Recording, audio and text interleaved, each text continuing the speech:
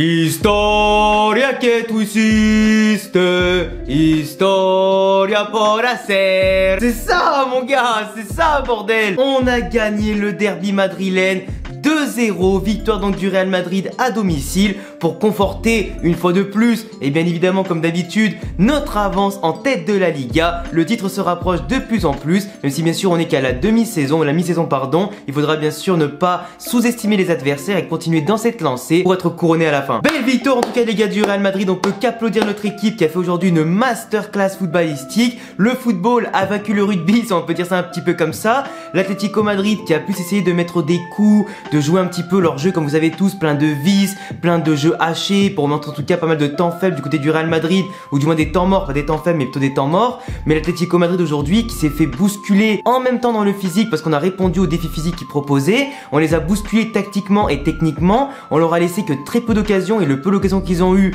ça a été détourné par Thibaut Courtois qu'on remercie encore une fois parce qu'il a fait je crois 3, 4 ou 5 arrêts dans le match, dont certains plus ou moins décisifs comme le coup franc de Griezmann et une frappe déviée à un moment de Cunha, mais sinon le reste, on n'a pas été tant mis en danger que ça, on n'a pas été tant débordé que ça.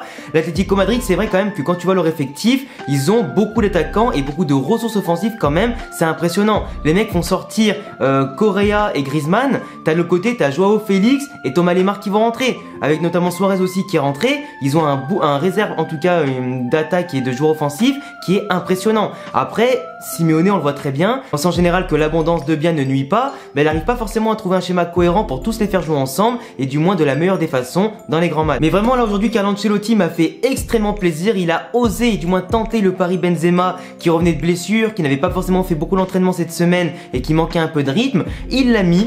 Il a fait son job, il a mis un but magnifique, digne d'un ballon d'or. On espère bien évidemment qu'on va rafler le plus de titres possible et qu'il continuera de marquer autant de beaux buts dans les grands matchs comme ça, pour pourquoi pas rafler la mise en 2022. Mais c'est vrai que là, Ancelotti a tenté le pari de mettre Benzema devant titulaire. Il l'a fait, il a fait son job, il est sorti par précaution et pas sur blessure, histoire bien évidemment qu'on puisse continuer de gérer le match à notre façon, pourquoi pas le tuer sans Benzema et c'est ce qu'on a fait. Forcément aujourd'hui on est 100% gagnant, les 3 points, derby gagné, un concurrent mis à 3 points de plus en distance et de l'autre côté Benzema qui marque et qui sort préservé. Grosse prestation globalement défensive et offensive de l'équipe, en plus du fait qu'on a eu beaucoup de mouvements offensifs, qu'on a joué avec des sorties de balles qui étaient masterclass, on a su déjouer le pressing et le contre-pressing de l'Atlético Madrid, on partait des fois de notre cage pour aller très haut sur le terrain, on a su faire le dos rond à quelques moments quand on n'avait pas le ballon, quand on subissait un petit peu quelques vagues de l'Atlético Madrid, sans forcément beaucoup de danger de leur part, mais nous quand on avait le ballon, on était automatiquement dangereux. Énorme projection comme sur le premier but notamment de Benzema, qui m'a rappelé un petit peu les buts qu'on mettait en 2012, en 2014, voire 2017, où on avait des fois un bloc qui était un petit peu bas, qui venait absorber l'attaque de l'adversaire pour se projeter extrêmement vite en 3-4 passes, se retrouver en position de centrer ou de tirer, et finalement aussi pour marquer, parce qu'on a marqué aujourd'hui sur notre première occasion du match, je crois le premier tir tenté a fini dedans, une occasion, un but, c'est digne en tout cas d'une équipe de champions comme le Real Madrid. Donc Benzema qui a marqué son petit but et qui est sorti préservé, Vinicius aujourd'hui les amis qui a fait 2 passes décisives, il a pas non plus été extrêmement bien mis en évidence par rapport au 1 contre 1, par rapport à d'habitude, il a pas eu non plus trop d'occasions à lui pour se mettre sous la dent, à part un tir à un moment donné où il avait bien suivi un mouvement d'Asensio et tout ça pour tirer en angle fermé que Oblak a détourné en corner, mais sinon il a pas eu tant d'occasions que ça à se mettre sous la dent Vinicius aujourd'hui, pas beaucoup d'espace parce qu'il avait Marco Llorente qui était tout le temps sur lui, c'était un petit peu la tâche ingrate que lui a incombé notamment Simeone, mais Vinicius aujourd'hui qui a notamment fait 2 passes décisives qui montrent qu'il a une palette de plus en plus importante et de plus en plus complète,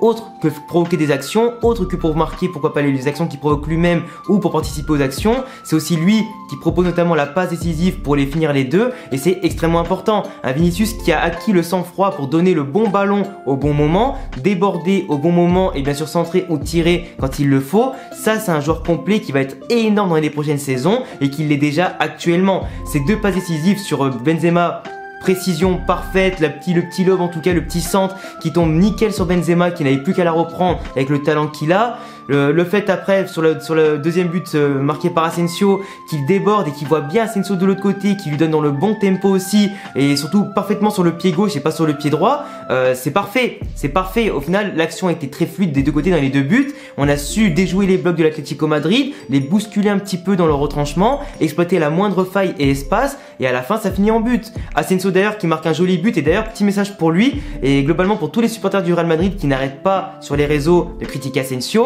Arrêtez de critiquer mon poulain. Je vous l'ai dit, ce mec-là est trop fort, bordel. Et n'oubliez pas, et je le répète, qu'il ne joue pas à son poste. Certes, aujourd'hui, il n'a pas été exceptionnel dans les prises de balles, dans les duels, parce que c'est pas forcément son jeu à lui de créer des duels, d'aller au dribble, de dribbler 2-3 mecs, etc., de faire la différence comme ça. Lui, c'est plus un mec de ballon qui va t'aider à contrôler le jeu. Il va le réorienter en allant dans l'axe par ses mouvements, etc., balle au pied et sans ballon aussi. Il va créer des espaces, va des fois casser les lignes ballon au pied ou avec une passe laser dont il a le secret. Mais là, aujourd'hui, même s'il a été un peu transparent au niveau de l'impact physique, au niveau aussi des différences individuelles, il a su marquer son but. Le mec ne joue pas son poste et il continue de faire des stats, des passes D, des buts, et c'est ce qui compte. Un mec offensif sur notre côté droit qui fait des stats, c'est tout ce qu'on demande. Et que ce soit lui ou Rodrigo, bah les deux font leur match en ce moment, et ça c'est intéressant pour la concurrence. Ça les pousse, quand c'est l'un ou l'autre qui joue, qui rentre en jeu après derrière, bah à se dépasser pour l'équipe, à faire marquer, et surtout avoir un impact aussi, pourquoi pas défensif intéressant. Et des Carvajal sur le côté qui est un peu plus en peine en ce moment que Ferland Mendy, on va en reparler après. Mais pour moi, Asensio ne mérite pas autant de critiques, parce que c'est pas un joueur de couloir, il a plus la vitesse qu'avant, ou même la vitesse d'un Rodrigo, la vitesse d'un Vinicius, ou la vitesse d'un Gareth Bale pour aller sur le côté. Lui, c'est un mec qui doit jouer dans l'axe, simplement. Mais quand il est sur le couloir, eh ben, il fait ce qu'on lui dit de faire, repiquer dans l'axe, simplement contrôler le jeu, et pourquoi pas être face au cage pour tirer. Aujourd'hui, il a fait ce qu'il fallait. Certes, vous le critiquez parce que c'est pas le joueur le plus transcendant que vous avez vu sur le terrain depuis des années, mais en attendant, il fait des stats. Et c'est ce qu'on lui demande, faire des stats et faire gagner l'équipe. Donc Asensio qui a fait son petit but et qui est sorti en tout cas comme un héros, et tant mieux. De l'autre côté, le milieu de terrain, Kroos, Casemiro, Modric. Mais ça, les gars, c'est de l'or qu'on a au milieu de terrain. C'est de l'or, les gars. Kroos, depuis qu'il a sa pubalgie et qu'il est revenu, frère, c'est un monstre. C'est un monstre. Je sais qu'évidemment, il a raté 3 transversales dans la même mi-temps au début, ce qui est une tête du jamais vu de Kroos depuis qu'il est au Real Madrid, de rater 3 transversales en une mi-temps. Mais le reste, il a tout contrôlé le jeu. Le jeu était dicté selon ce que lui voulait. Ça ralentissait, ça accélérait quand c'est lui qui touchait le ballon. Et ça, c'est impressionnant. Le mec dictait le jeu sur le terrain des deux équipes. C'est terrible. Modric, 36 ans. Il y en a d'autres à 36 ans, ils sont allés vendre des bouteilles de vin au Japon. T'en as d'autres qui sont partis au Qatar à son âge, d'autres en Chine, d'autres aux États-Unis, etc. Lui, à 36 ans, il joue tous les 3 jours, quasiment 90 minutes tout le temps, dans le meilleur club du monde, dans l'un des meilleurs championnats du monde, et aussi la Ligue des Champions, etc. Ce mec-là est monstrueux, et il le prouve encore aujourd'hui. 36 ans, ça se voit pas. Casemiro, aujourd'hui, il était en mode derby. Le derby, aujourd'hui, il était incroyable en termes surtout d'intensité physique, parce qu'il y a eu beaucoup de cartons, de fautes, etc. Et lui, il a répondu présent, et j'ai adoré le moment où il s'est embrouillé du coup avec Rodrigo de Paul notamment, et qui du coup ils sont tous les deux regardés avec des têtes d'assassins, puis après ils sont bien rigolés et tout, même l'arbitre en a rigolé.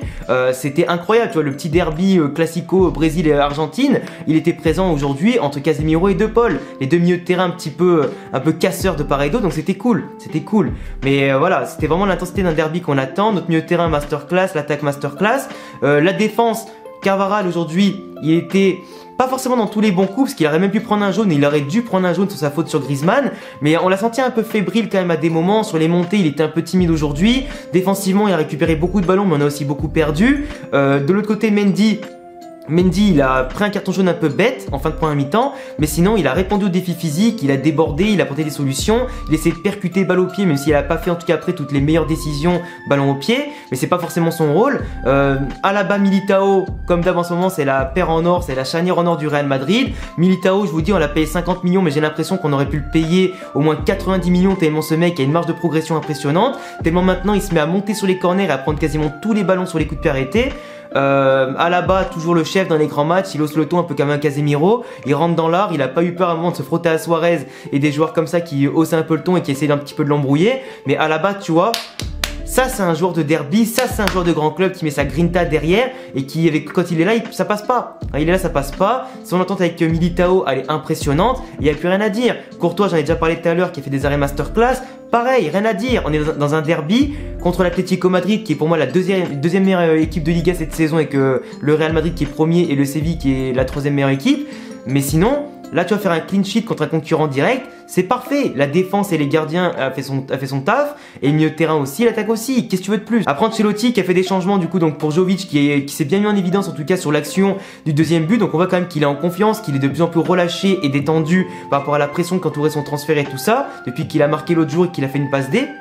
Donc c'est cool. Ancelotti d'ailleurs qui lui donne quand même de la confiance parce qu'Ancelotti aurait très bien pu faire entrer d'autres joueurs à la place de Benzema. Pourquoi pas mettre Asensio en faux numéro 9 et faire entrer Rodrigo, mettre Hazard, on n'en sait rien. Tu aurais pu faire entrer n'importe qui. Et Jovic vraiment rentre vraiment dans les plans aujourd'hui d'Ancelotti. Donc ça fait plaisir. Ça fait plaisir. Contrairement à Hazard qui n'est pas rentré, qui à mon avis n'est pas prêt de rejouer un gros match avec Ancelotti, même pourquoi pas un moyen match. On sait qu'il est placardisé à mon sens. C'est pas un mystère. Pour moi Hazard, je pense qu'il manque très clairement de professionnalisme et de niveau, et Ancelotti le sait, et nous on le voit pas parce qu'on n'est pas à l'entraînement tous les jours, mais Ancelotti s'il le met pas c'est qu'il a plus qu'une bonne raison. Donc s'il vous plaît arrêtez d'insister avec Hazard dans les commentaires. Hazard il est finito. Seule déception, j'aurais préféré quand même que Valverde rentre un peu plus tôt pour apporter justement ce qui fait aussi sa force, le physique, l'endurance, casser les lignes avec sa vitesse et ballon au pied. Il est quand même rentré du coup à la 83e et c'était un peu tard pour moi, mais bon en tout cas Valverde on sait que c'est une valeur sûre et qu'il jouera sûrement prochainement plus de temps, il aura sûrement plus de temps de jeu dans les prochains matchs, mais en tout cas voilà. Aujourd'hui, on a été exceptionnel dans la création,